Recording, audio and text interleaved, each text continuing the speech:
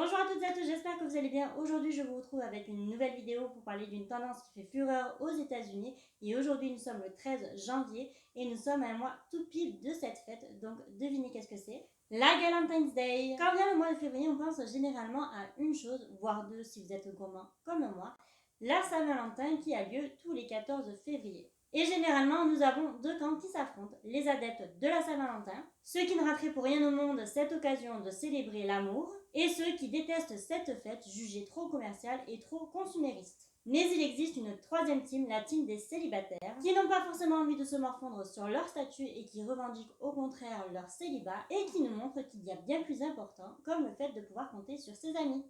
Le ou la Valentine's Day, je ne sais pas encore quel terme il faut utiliser, mais je pense qu'en français on pourrait le traduire par la Sainte Galantine. Ce concept nous vient encore une fois des États-Unis, décidément ils sont très forts. Et plus précisément du petit écran, peut-être connaissez-vous la série Parks and Recreation, désolé pour mon accent, Parks and Recreation avec son personnage principal Leslie Knope. Personnellement, je ne connais pas, mais c'est une série qui me tente très bien.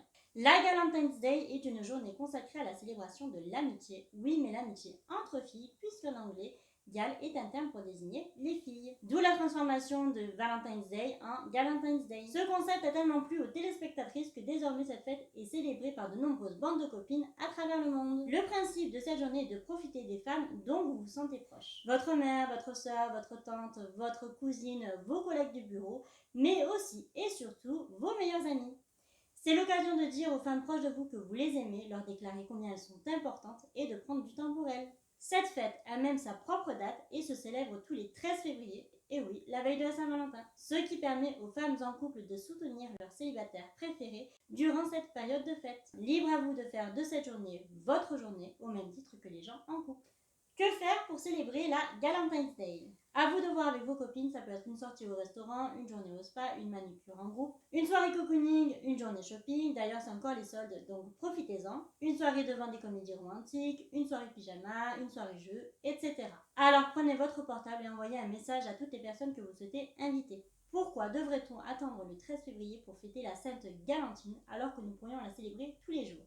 Et bien justement parce qu'au même titre que la Saint-Valentin, sans ce petit mémo, nous oublierions de le faire. Alors envoyez du love à vos amis, vos sœurs, vos tantes, vos mamans si vous en avez plusieurs, vos grands-mères et toutes les femmes de votre vie, c'est l'occasion.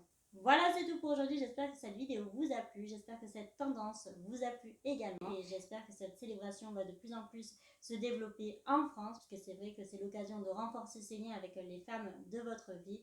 Et je pense que par ces temps qui courent, nous en avons tous besoin.